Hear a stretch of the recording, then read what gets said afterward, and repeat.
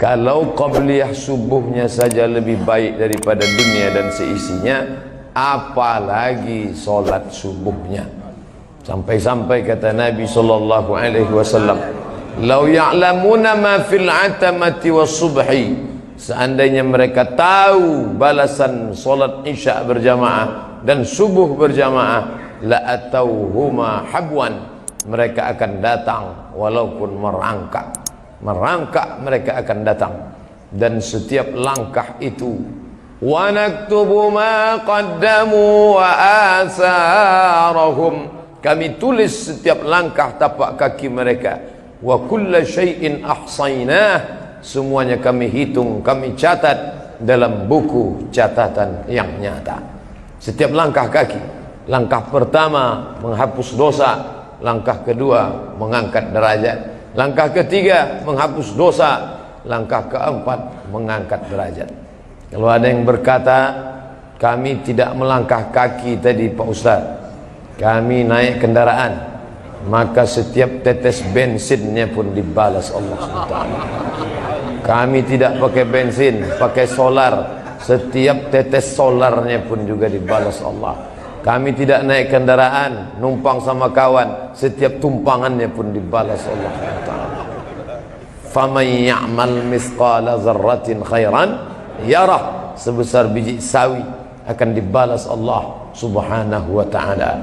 Maka subuh ini melimpah ruah. Dari tadi malam ketika kami pulang, bahkan kata Habib, mungkin sebagian ini tidak pulang ke rumah tapi langsung menunggu di masjid karena iktikaf dan salat subuh berjamaah. Nampak ramai syiar. Apa maknanya ini? Tentu ini diliput dengan televisi live, siaran langsung, bahkan ada juga yang melalui internet streaming. Maka orang-orang yang berpikir akan melakukan perbuatan dosa dan maksiat, melihat kita ramai ini, mereka berpikir dua kali. Jangan macam-macam dengan umat Islam. Di tempat lain boleh sedikit, tapi di Palembang luar biasa mereka. Jangan macam-macam dengan umat Islam. Nampaknya mereka sedikit kalau di tempat yang lain, tapi pada solat subuh, kalau solat subuh sudah macam solat Jumat, disitulah gentar, disitulah akan merdeka Palestina. Allahu Akbar. Palestina kata orang tak mungkin merdeka Pak Ustaz. Allah berjanji dalam hadis Nabi sallallahu alaihi wasallam, sampai-sampai batu pun akan berkata, apa kata batu? Ya abadallah, wahai hamba Allah, hadza kafirun uqtulhu, ini di belakangku ada orang kafir bersembunyi yang tidak bersaksi menolong agama Allah, hanya pohon syajaratul gharqad. Subhanallah, Masya Allah, hari ini Palestina ditumbuhi tanaman yang hijau. Mata kita melihat dari perbatasan Rafah, dua kota yang dipisah, satu diambil oleh Mesir, satu masih dijajah oleh Israel, dan pokok-pokok kayu gharqad tegak berdiri seperti pinus. Mereka sengaja menanamnya karena akan menanti kedatangan Mesias, sang juru selamat yang dijanjikan di akhir zaman. Tapi janji itu pula yang ditagih, diminta orang beriman dengan ramainya mereka salat subuh berjamaah. Mudah-mudahan kita termasuk orang yang istiqomah sampai akhir hayat insyaallah. Amin ya rabbal alamin. Suatu ketika saya diundang, baru pulang dari kuliah tahun 2008. Lalu salah seorang bupati, namanya Kabupaten Rokan Hulu di Riau, mengundang saya tausiah di Islamic Center, ibu kota Pasir Pangarayan. Ketika saya sampai, kata protokol, ini Ustaz, jamaah yang hadir 3.000 orang. Lalu saya terkejut, karena ini Ustaz baru pulang, jamaahnya kok bisa datang 3.000 orang. Saya sudah pede betul, ini hebat betul Ustaznya. Setelah mau pulang, saya telusuri kenapa ramai, rupanya pakai absen. Patutlah orang ramai, kata saya. Nah, Lalu kemudian setelah saya lama berceramah, waktu itu kejadiannya 2000, pulang 2008, mulai masuk kabupaten 2009 2010. Lalu kemudian setelah berlangsung lama, sekarang 2017, saya singgah di salah satu kota. Pegawai yang dulu merasa terpaksa itu cerita ke saya, Ustadz Somad, dulu ketika keluar peraturan harus sholat zuhur berjamaah, sholat asar berjamaah, ketika itu Ustadz Somad yang ceramah, kami marah. Kenapa? Kenapa sholat mesti diabsen-absen? Kenapa mesti ada tanda tangan? Waktu itu hukumannya berat. Siapa yang tak zuhur berjamaah, asar berjamaah, dipotong uang kesra, uang makan. Kenapa main potong? Ini kan hubungan sama Allah. Ibadah nggak usah diatur, nggak ada intervensi. Tapi ternyata Ustadz Somad setelah langsung berlama-lama kami dengan aturan ini, akhirnya kami menikmati ibadah. Dan sekarang setelah saya dipindah di kabupaten lain, saya rindu. Kenapa tak ada hukuman? Kenapa tidak ada absen? Kenapa tidak ada? Betul ajaran yang dibawa Nabi Muhammad SAW. Muru auladakum bis salah, suruh anak kamu salat, wahum abna'u sab'a sinin, umur 7. Wadribuhum fil ashrah, pukul 10. Pukul, ada punishment, ada hukuman, memberikan efek jera. Awalnya karena terpaksa, awalnya karena dipaksa, awalnya karena tak enak hati, tapi lama-lama dia mulai menikmati rasa manisnya ibadah. Sama juga ketika orang minum kopi di awal-awal diajak temannya, gimana rasanya? Pahit. Setelah setengah bulan, gimana rasanya?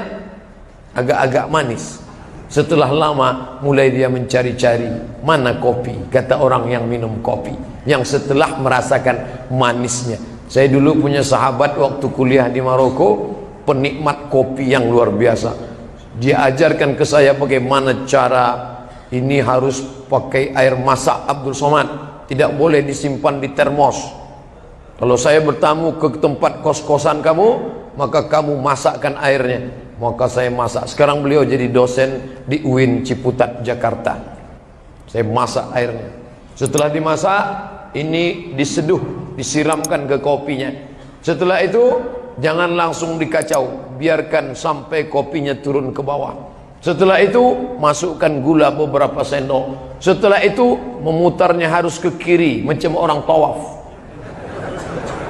Setelah itu putarannya harus pelan.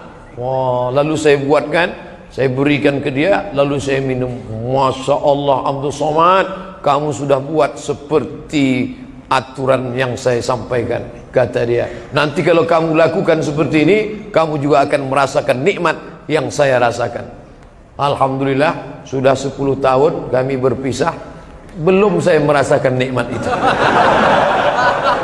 Kenapa? Karena saya tidak melakukannya istiqomah. Saya tak bisa berpindah ke lain hati. Yang dia katakan itu tak saya amalkan. Maka sampai sekarang kalau ada orang ngasih kopi ke saya, gimana Ustaz? Pahit, saya bilang.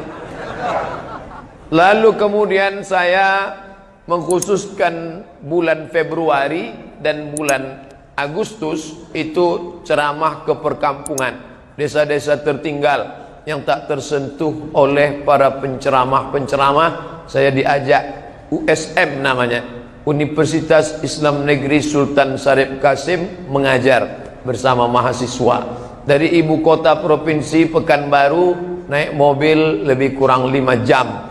Setelah itu kami sampai ke tepi sungai, naik sampan menuju kampung pedalaman, lebih kurang 7 jam naik sampan, barulah sampai ke dalam. Begitu sampai di dalam, mau SMS ngasih kabar ke rumah, no signal, tak ada signal di dalam. Alam terkembang menjadi guru. Disitulah nampak hutan belantara dengan sungai yang masih bersih, Masya Allah. Lalu kemudian bertemu dengan tetua-tetua adat. Mereka saya tengok makan sirih, saya pun saya coba pula makan sirih. Saya tengok dia keluarkan sirih, saya keluarkan pula sirih. Saya tengok dia oleskan kapur, saya oleskan pula kapur. Saya tengok dia belahkan pinang, saya belah juga pinang. Setelah itu saya tengok dia potongkan gambir, saya potong gambir. Setelah itu dia lipat daunnya, saya lipat yang sama. Habis itu dia kunyah, saya pun kunyah. Kemudian dia tersenyum, saya tak bisa senyum. Dia senyum, saya pahit, kelat, pekat rasa dalam.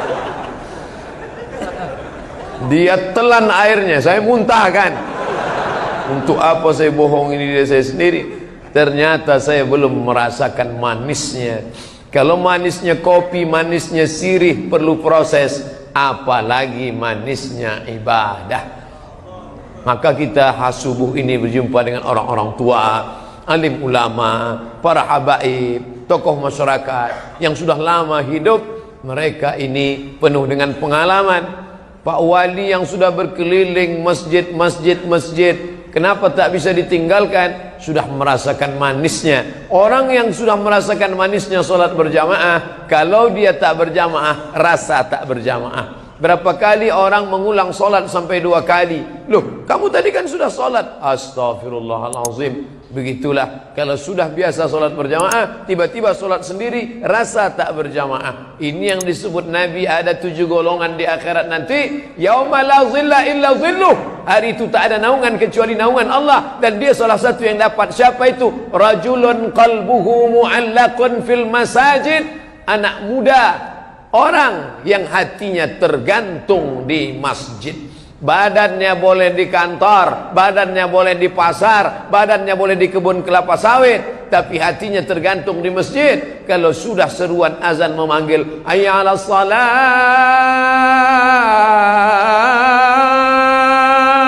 tak sabar dia untuk datang ke rumah Allah.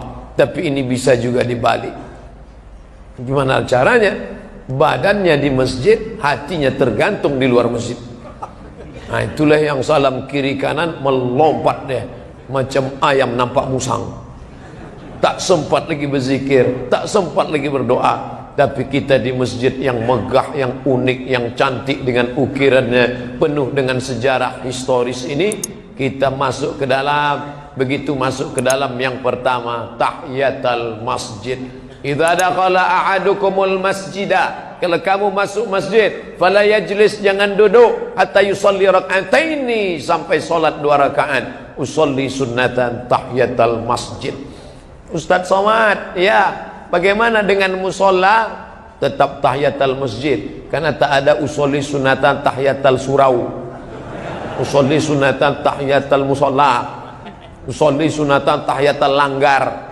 Di Minangkabau namanya surau, negeri Melayu juga surau, di Jawa langgar.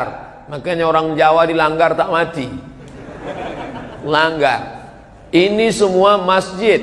Karena dalam fikih terbagi 2. Kalau dilaksanakan solat 5 waktu berjamaah, namanya masjid. Tapi kalau ada solat Jumatnya, namanya masjid jami'. Jami' diambil dari kata Jumat. Karena menurut mazhab Syafi'i, masjid boleh banyak, tapi Jumat tetap satu. Begitu mazhab asli Syafi'i zaman dulu. Masjid jami', tempat solat Jumat. Yang lain subuh, zuhur, asar, maghrib, isya, tak ada Jumat. Tapi sekarang menjadi 8. Masjid Raya, Masjid Besar, Masjid Agung, Masjid Islamic Center, surau, langgar, musola. Oleh sebab itu maka ini semua tetap hukumnya hukum masjid, dan boleh iktikaf, tetap masuk tahiyatul masjid. Masjid-masjid yang di tepi jalan lintas Sumatera, orang datang dari Jawa masuk ke Lampung, masuk ke Palembang, naik ke atas terus ke Jambi, terus ke Riau, terus ke Medan Sumatera Utara, terus ke Aceh. Maka masjid-masjid ini berbahagia. Kenapa? Karena tak kosong dari mobil-mobil yang berparkir-parkir di tepi-tepi masjid. Lihatlah, maka beruntung bertuah Bapak Ibu yang punya tanah wakaf di samping jalan lintas, tak pernah kosong daripada mobil motor yang parkir, karena mereka mampir ke masjid ini. Cuman kadang banyak yang silap dan salah. Kalau dibuka buku catatan amalnya, mampir ke masjid, singgah ke masjid, singgah ke masjid. Keterangan kencing.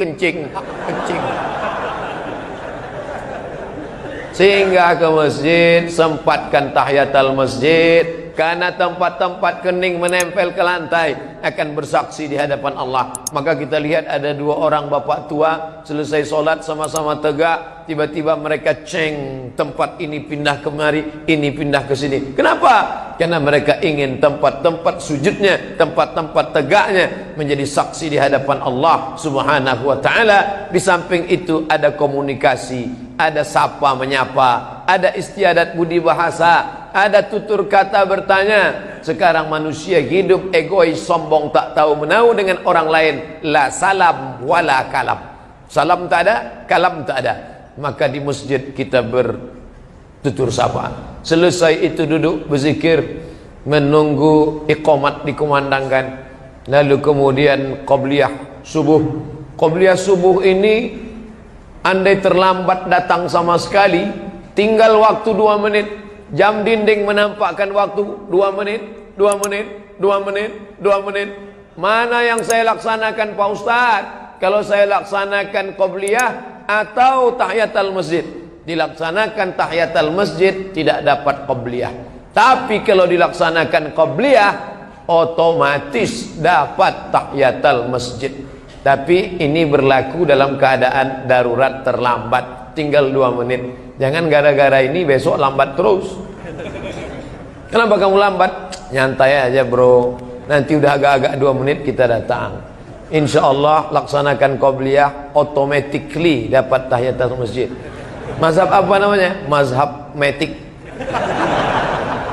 Cepat-cepat datang ke masjid.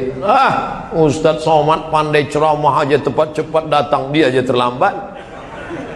Bapak Ibu yang dimuliakan Allah Subhanahu wa taala, selesai itu menunggu iqamat dikumandangkan, zikir. Ini orang menjelang iqamat ngobrol tak tentu arah. Tapi di Masjid Agung Palembang, Abdul Somad tidak datang mengajar, tapi diajarkan. Begini kami di Palembang Ustadz Somad, bagaimana menjelang iqamat dikumandangkan, dibagikan Asmaul Husna. Ya Rahman, Ya Rahim, Ya Malik, Ya Quddus, Ya Salam, Ya Mu'min, Ya Muhaimin. Saya tadi agak mengantuk-ngantuk karena pulang tadi malam jam 1, setengah 2 baru tidur. Ya Mu'min, tapi kemudian tersentak. Kenapa? Pas saya terdengar Ya Somad. Ya Wahid, Ya Ahad, Ya Somad. Maka berzikir. Akan datang, ini mau saya amalkan pula di tempat saya. Saya suruh kalian menjelang azan jangan cuma diam aja, panggil-panggil saya sekali-sekali.